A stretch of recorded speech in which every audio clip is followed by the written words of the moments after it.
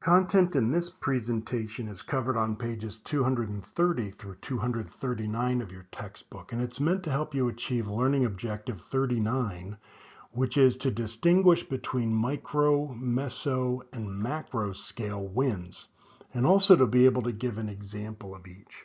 So be sure to look at these pages before watching the video and read the chapter carefully before attempting the online quizzes. Earth's wind system can be thought of as a series of deep rivers of air encircling the planet.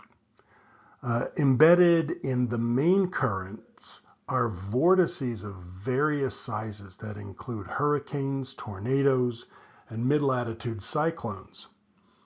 Like eddies in a stream, these rotating wind systems develop and die out with somewhat predictable regularity.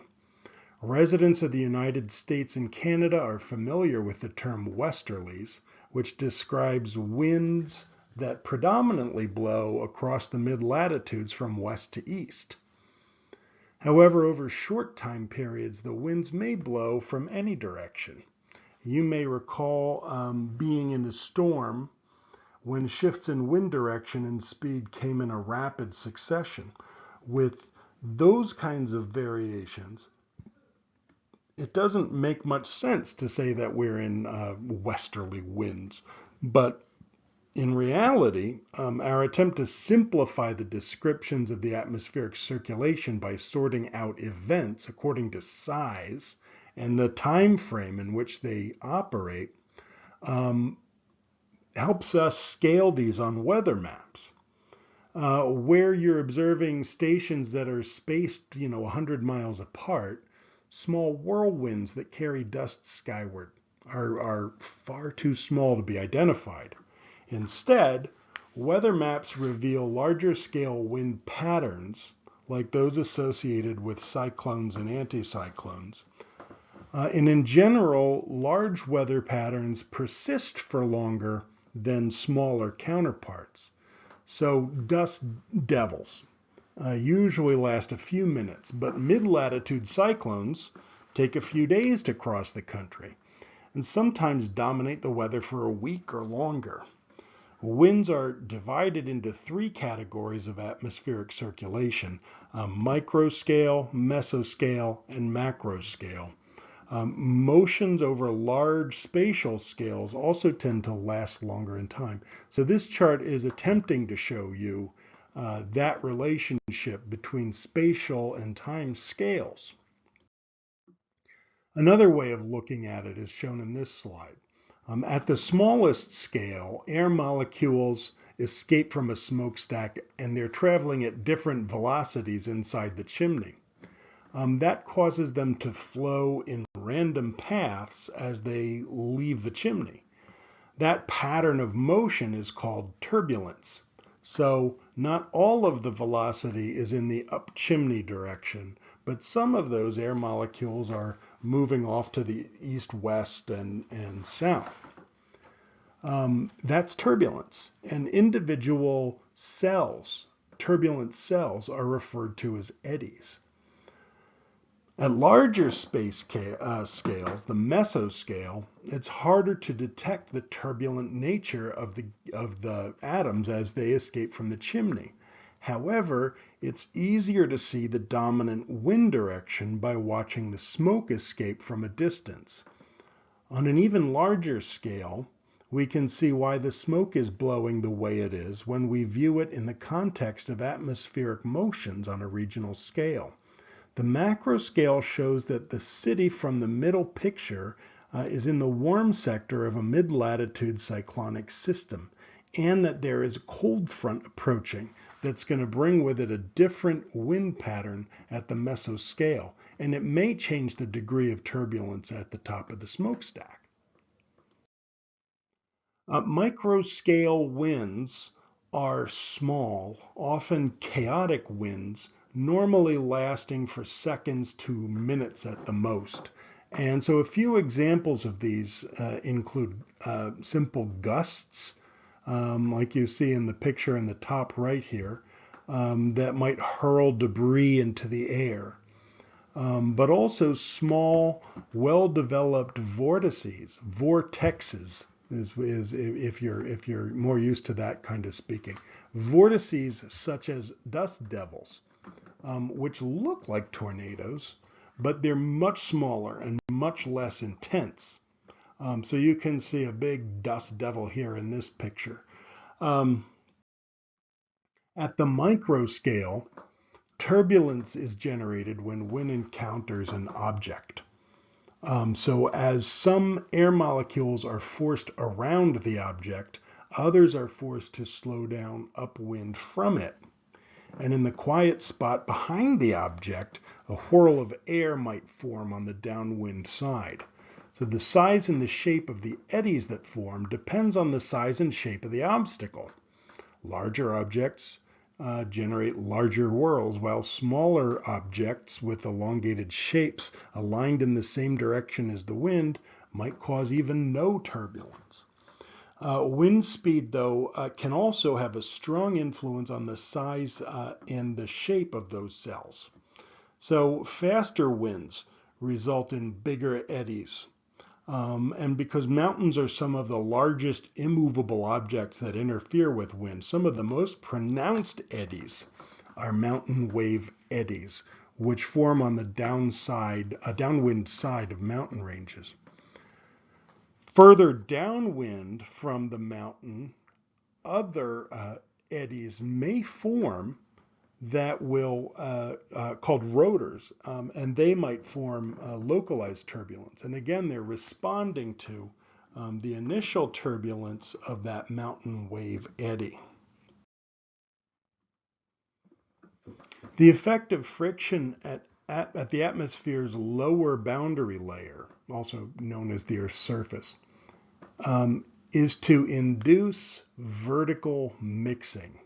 So molecules traveling closest to the surface have their velocity reduced most significantly by friction.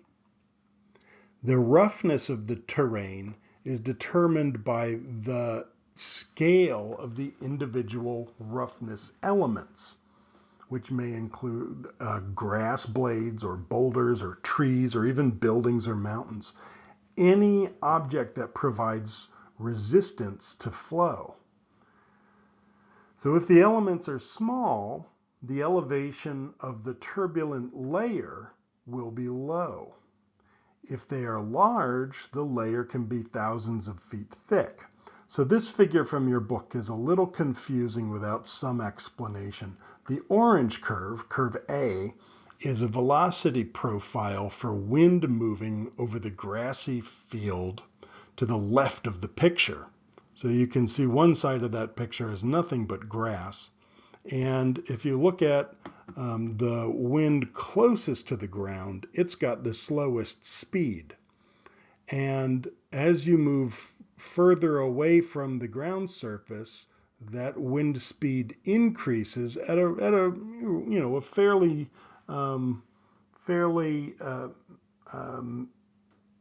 methodical rate until it reaches the layer where it's free of turbulence, and then all of a sudden it moves. The rate of change of speed, the acceleration increases dramatically, all the way up in the sky until we're at about 1,500 meters, and then we have sort of a laminar flow where all the air molecules are flowing together in one straight line smoothly.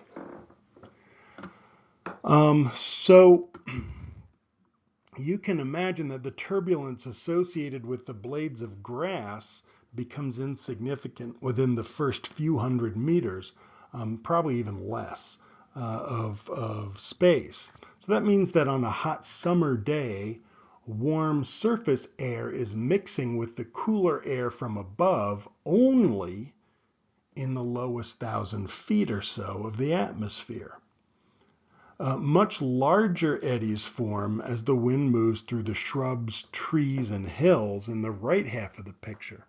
The effect of turbulence in that terrain is much greater, causing the mixing layer to be 3 times thicker. Keep in mind too that upward air motion resulting from convective cooling can also influence the mixing layer. So if there's extreme instability in the lower atmosphere, rising air parcels can also influence the thickness of that layer. In order to reduce wind velocity and conserve soil, farmers in the Midwestern United States use shelter belts, which are long rows of trees that are planted at right angles to the prevailing wind direction. A properly designed shelter belt can reduce the airflow downwind for a distance of 25 times the height of the belt. The minimum wind flow behind the belt is typically measured downwind at a distance of about 4 times the belt's height.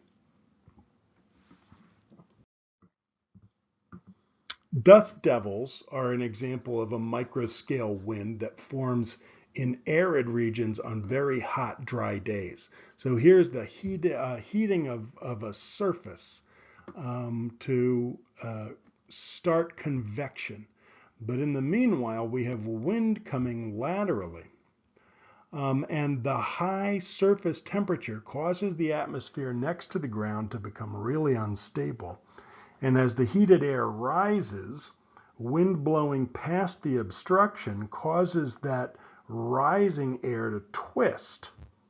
And that forms a rotating air column or dust devil. Air from the sides rushes into the rising column, lifting the sand, the dust, the leaves, or any other loose material from the surface. You can go onto YouTube and find videos of people kind of messing around with dust devils. All you have to do is enter the word dust devil. And they're kind of fun to watch for a little while. Another microscale wind, though, is the microburst. And this is a small downburst with an outflow of less than 2.5 miles in diameter. And these things only last for 2 to 5 minutes. But and despite that size, the small size, microbursts can produce destructive winds of up to 168 miles per hour, 170 miles an hour. The bulbous area of rain and hail beneath the base of the storm is speeding towards the ground during this thunderstorm. And it's an amazing picture of a microburst that's really, hard to get. But before it makes contact with the ground, that spot under the bulb is just about to get nailed with some torrential rain and possibly some hail. Here's another microburst, which is another, again, a microscale wind associated with that macro scale wind system, the monsoon. So this is taken from the air over the Phoenix airport in 2016, and it's really sort of a very stationary compilation of movie frames. So this is a really hard one to get. A little bit artistic, a little bit technical, a little bit CG sort of look to it. But you might also hear these sorts of things described as cloud bursts. But despite the little size, you can probably guess from pictures like this that they're really destructive winds. As that cool air rushes down from the cloud, it doesn't really mix easily with the surrounding air. And so what's known as a gust front forms, and that will separate that cooler air parcel from the air around it. That poses a real hazard for aviation because it creates horizontal wind shear, which is an obstacle for airplanes as they're taking off or landing. Mesoscale winds generally last for several minutes and occasionally exist for hours. These are middle-sized phenomenon, usually less than 60 miles across, and include strong updrafts and downdrafts, tornadoes, as well as a number of unique wind systems referred to as local winds. But some mesoscale winds the updrafts and downdrafts within thunderstorms have strong vertical components. Strong downdrafts with speeds exceeding 100 kilometers per hour can produce considerable damage at Earth's surface and may be accompanied by heavy rain and hail. Tornadoes are the most destructive of those mesoscale winds, and we'll be talking about that a little bit later.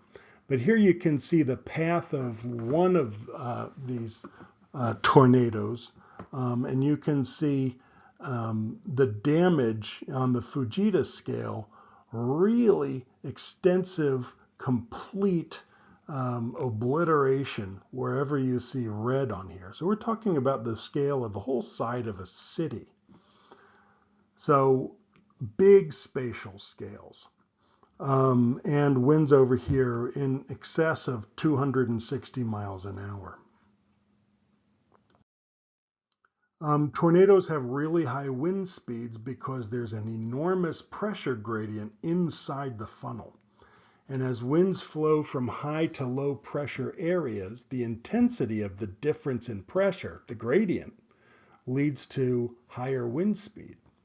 Strong tornadoes can reach wind speed of up to 300 miles per hour. And usually a tornado forms when the strong updrafts create an area of horizontal rotation inside a supercell thunderstorm. Increasing rainfall on the rear side of a thunderstorm creates a downdraft, and that downdraft can pull the rotation down to form a vertical vortex. As it spins, it'll wrap itself in cloud layers, forming that traditional funnel shape, and the speed of the rotation intensifies as the tornado grows in strength, increasing the pressure differential and the resulting winds. In addition, though, to tornadoes, we can't forget that other important winds are also here in the mesoscale, like land and sea breezes, Chinooks, katabatic winds, and a couple other regional winds. The largest wind patterns, called macroscale winds, are divided into two categories: planetary scale and synoptic scale.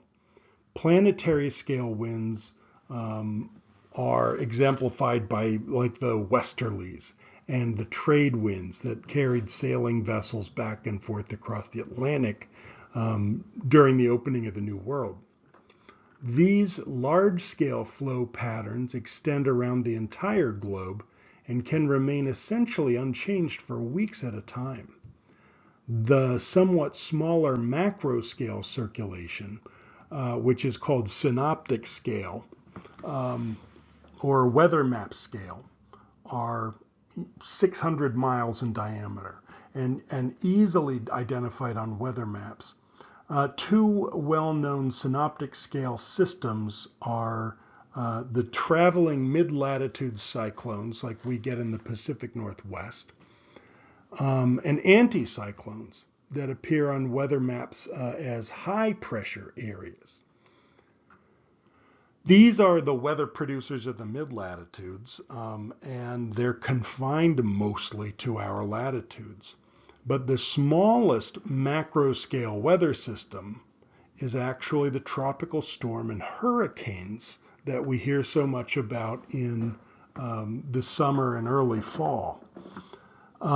They develop over warm tropical oceans, and just like mid-latitude cyclones, which are much larger in size, airflow in these systems is inward. It sucks air in and upward, and they blow the wind up towards the upper levels of the troposphere.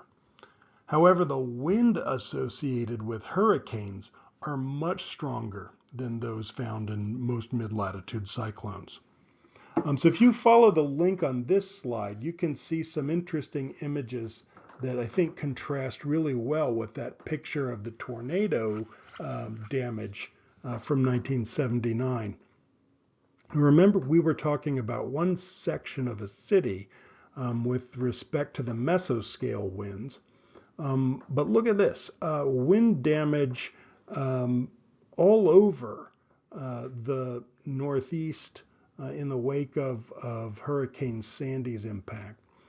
And so you can see anywhere that's red. I mean, my home state of Delaware is entirely red. 500 to 10,000 people exposed to the surge, or more than $100 million in wind damage, or more than 8 inches of rain. So those are places where we have high damage. And the very high damage covers all of Long Island and just about every square inch of the New Jersey coastline. Some places were spared because of barrier islands and got only moderate damage. But we're talking about states here, not just cities.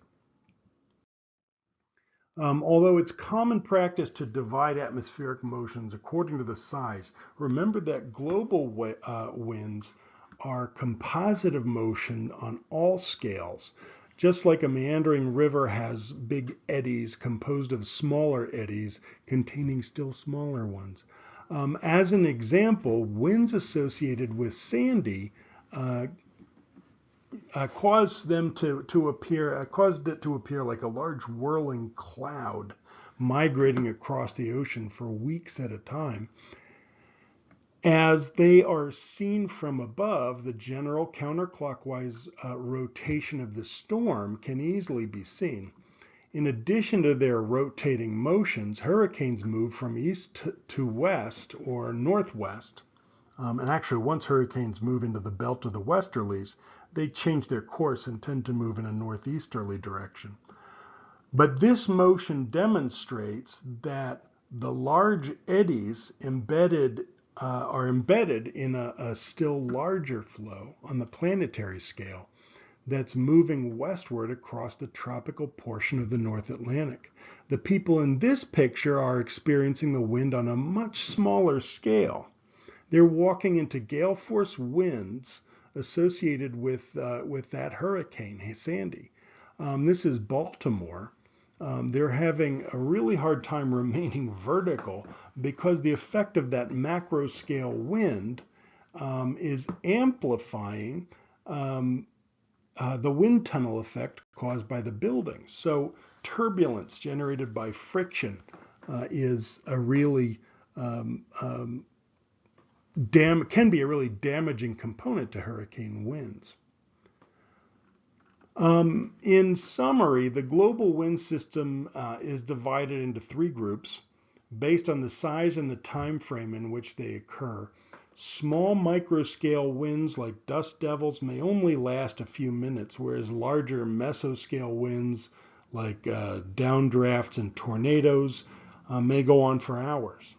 The largest, the macroscale winds, include westerly wind belts and the trade winds, and those persist for weeks at a time. And somewhat smaller macroscale systems like cyclones, tropical storms, and hurricanes, days to weeks at a time. So use the content on the Canvas site as well as outside sources to verify that you can answer these questions. If you can comfortably answer them, you're in great shape. If you can't, review the textbook, rewatch the video, and see if your abilities improve. If you're still completely stumped by anything, start a discussion or ask me for help.